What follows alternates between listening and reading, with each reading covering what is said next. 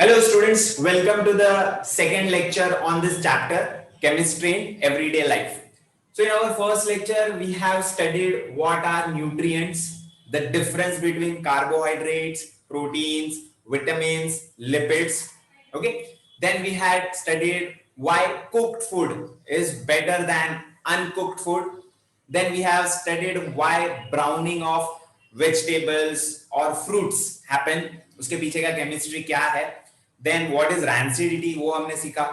And then two causes of rancidity. First one was hydrolysis, ठीक है, that we have studied, and second one was oxidation. ठीक है. So these 2 points we have covered, browning and then the rancidity. Now we move on to the third one, which is saturated, unsaturated and trans fats. So you know animal fats, okay, and oil. So we are basically concentrating on oils and fats now. So animal fats usually have saturated fatty acids. Now saturated मतलब क्या? Single bond. Carbon carbon के बीच में single bond रहेगा. And fatty acids means large chain of carbon and at the end COOH रहेगा. That is an acid. एक example लिखता हूँ मैं. Like if I write CH3COOH. देखो इसमें COOH है लास्ट में. So this is an acid, ठीक है, but this is not a long chain. इसमें तो दो ही कार्बन है, ठीक है. So the name of this compound is acetic acid. इसको विनेगर भी बोलते हैं, okay. So fatty acid will be a long chain. बहुत सारे कार्बन्स होंगे उसमें, ठीक है. So इसको आप fatty acid में आप फिलहाल क्लासिफाई मत करो. So I hope you got an idea about animal fats. Now vegetable oil, unsaturated fatty acid. Again fatty acid आया मतलब बहुत सारे कार्बन्स रहेंगे और लास्ट में COOH रहेगा, ठीक है. That is for acid. Unsaturated का मतलब है it could be double bond, it could be triple bond also, ठीक है. अनसैचुरेटेड मींस डबल और ट्रिपल बॉन्ड. सो ये बेसिक डिफरेंस है between animal fats and vegetable oils.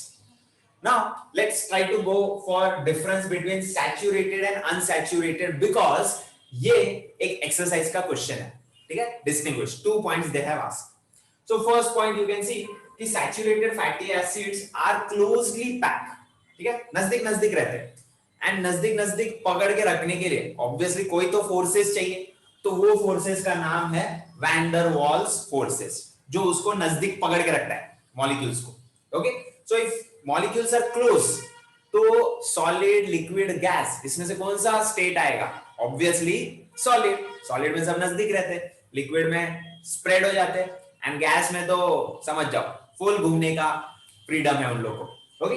So because of that saturated are solid form, whereas unsaturated the van der Waals forces are weak, ठीक है. So closely pack नहीं होगा, ठीक है, hence they are in liquid form.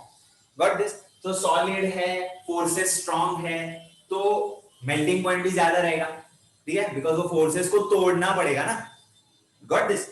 So forces को तोड़ने के लिए ज्यादा एनर्जी लगेगा in the form of heat, ठीक है.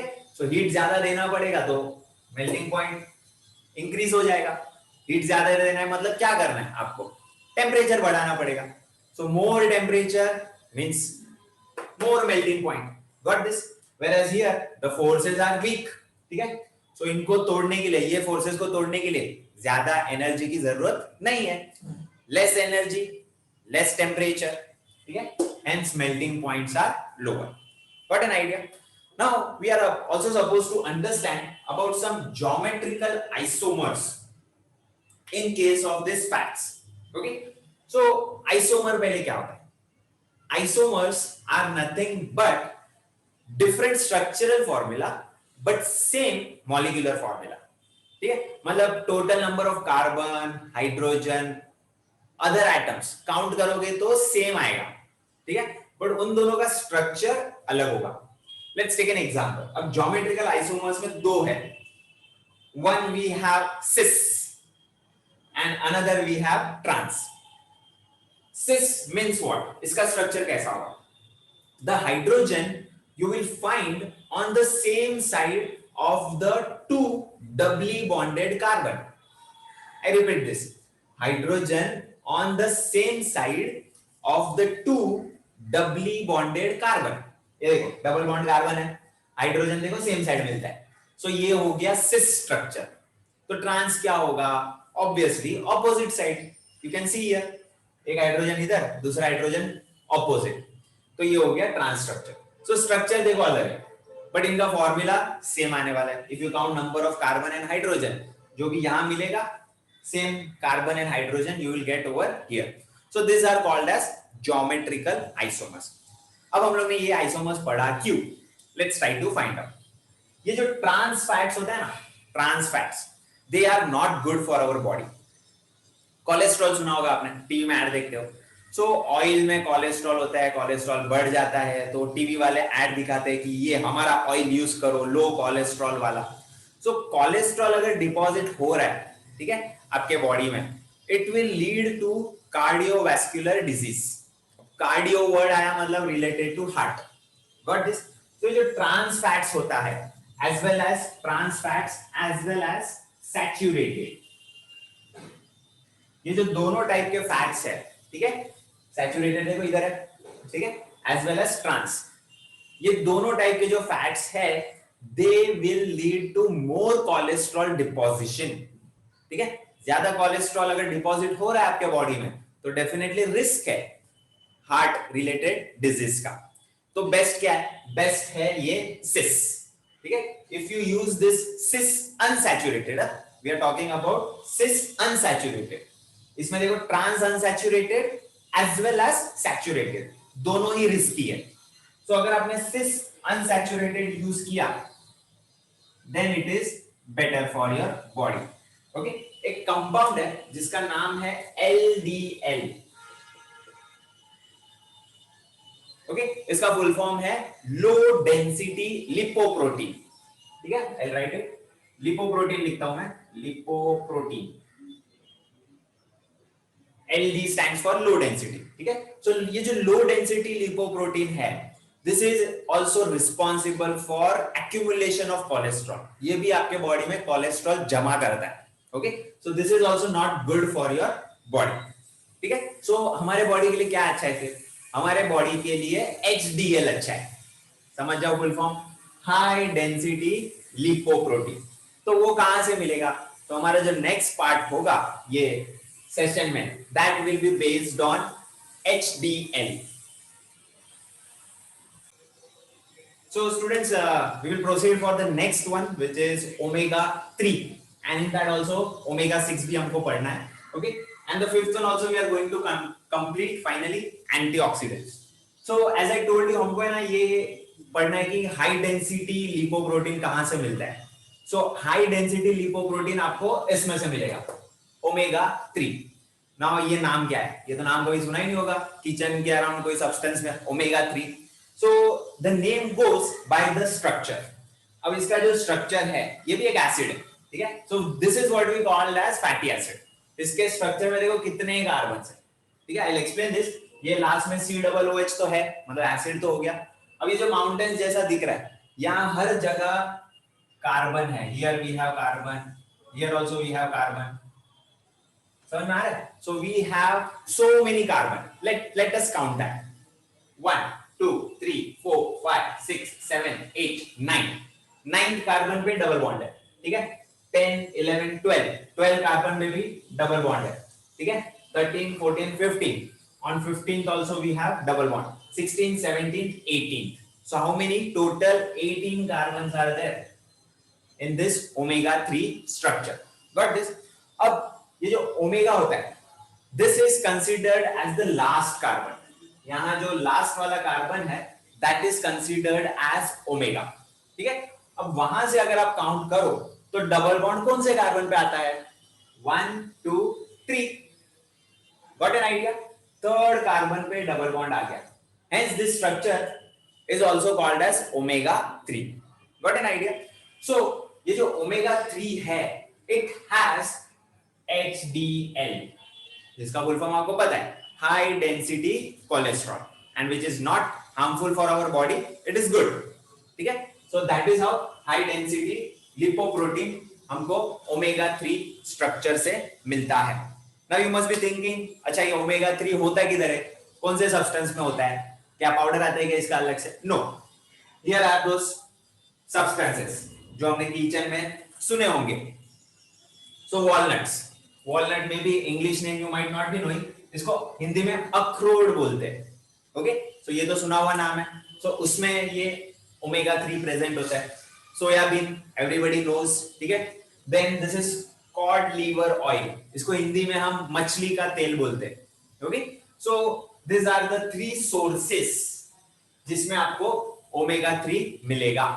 Got an idea? Now what about omega 6? अब नाम तो समझ जाओ, ओमेगा क्यू है, लास्ट कार्बन, उधर से काउंट करोगे तो 6th पोजीशन पे डबल बॉन्ड आएगा।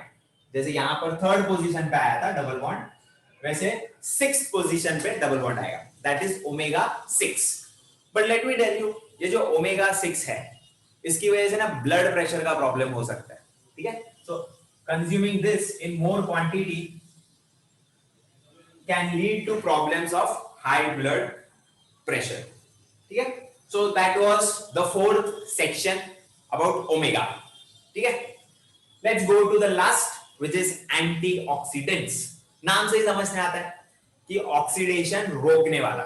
अगर आपने देखा होगा तो रैंसिडिटी का मेन रीजन है ऑक्सीडेशन, बराबर। सो ऑक्सीडेशन को तो कैसे भी करके रोकना ही है anyhow. So antioxidants can be used. Now which antioxidants are used? So first one we have vitamin E, ठीक है, उसका कंपाउंड का नाम है tocopherol। Got this? अब ये जो tocopherol का स्ट्रक्चर है वो टेक्स्ट बुक में दिया है, not that important, even this structure is also not important, ठीक है। बट उसमें इंपॉर्टेंट ये है कि उसमें एक रिंग है एंड रिंग के ऊपर OH ग्रुप है, ठीक है।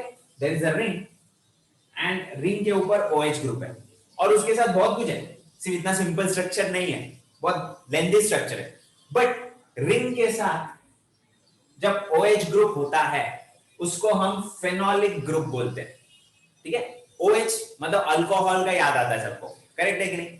But here we have ring plus OH, that will be called as phenolic group.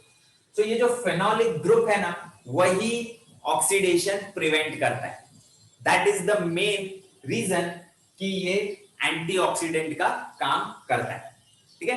अब ये विटामिन ई कहां मिलेगा? This is an example, safflower oil, ठीक है, सुना हुआ रहेगा आपने, ओके, केसर का ऑयल बोलते हैं। Then I was talking about unsaturated fats, बराबर। मैंने आपको बताया कि trans unsaturated as well as saturated ये दोनों हार्मफुल है, कोलेस्ट्रॉल डिपॉजिट करते हैं, ठीक है, स्टोर करके रखते हैं। तो अनसैचुरेटेड सिस इज बेटर। तो ये किधर मिलता है? सनफ्लावर ऑयल है, ठीक है, दिस इज द बेस्ट जिसमें अनसैचुरेटेड फैट रहता है, okay. Then we have corn oil, मक्काई का तेल बोलते हैं हम, ठीक है। So this are some sources which are good for our body, specially sunflower oil, and most of kitchen में सनफ्लावर ऑयल ही यूज करते हैं, ओके। हाँ, now the last part over here is synthetic antioxidants, man made, ठीक है। तो man made antioxidant का नाम है BHT। इसका फुल फॉर्म में लिखता हूं, this is called as butylated hydroxy toluene, okay. Now ये जो स्ट्रक्चर है ना इसका इंपॉर्टेंट है, भले आपको टफ लगे बट करना पड़ेगा, एग्जाम में 1 मार्क के लिए पूछ सकते हैं। तो I am drawing the structure of that. अब नाम से जाओ, देखो टोल्यूइन, टोल्यूइन क्या होता है? रिंग एंड उसके रिंग में CH3 लगाना है, ठीक है। तो ये रिंग है, बेंजीन रिंग, इसमें मैंने यहां पर CH3 लगा दिया, तो ये तो मैंने अपना काम कर दिया। हाइड्रोक्सी मतलब OH, ये OH तो लगा हुआ है ऑलरेडी, ये भी हो गया। अब ये ब्यूटाइलेटेड क्या होता है? ब्यूटाइलेटेड मतलब 4 कार्बन। तो 4 कार्बन कैसे लगता है? एक इधर लगेगा एज वेल एज इधर भी लगेगा, ठीक है। So carbon and then we have 3 methyl group attached. ये मैं थोड़ा सिंपलीफाई करता हूं, ये साइड सेम ग्रुप है, यही ग्रुप इधर भी लिखना है, बट मैं इसको थोड़ा लार्जर फॉर्म में लिखता हूं फॉर यू टू अंडरस्टैंड। देखो इधर सबसे पहले कार्बन लगाया and you know carbon has 4 valency, this is first, second, third, fourth. तो ये जो 3 खाली जगह है उधर मैं लगाऊंगा CH3, गॉट दिस। सो यही जो पूरा स्ट्रक्चर मैंने बड़ा बनाया है उसको आप ऐसे भी लिख सकते हो. I hope you got an idea. So I am doing the same thing. मैं ये बड़े स्ट्रक्चर को ऐसे भी लिख सकता हूं. CH3 thrice with this carbon attached with that carbon. So ये हो गया आपका BHT, butylated hydroxy toluene का structure. And this is how we finally complete all the 5 points.